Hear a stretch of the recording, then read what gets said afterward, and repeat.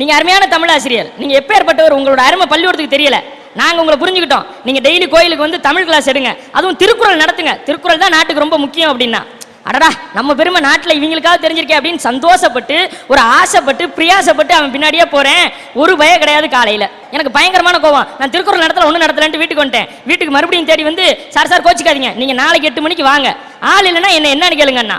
சரின்னு மறுபடியும் ஒரு நம்பிக்கையோட மறுநாள் காலையில் 8 மணிக்கு கோயிலுக்கு போறேன். கோயிலே தெரியல, அவ்வளவு கூட்டம், இதை விட பயங்கரமான கூட்டம்.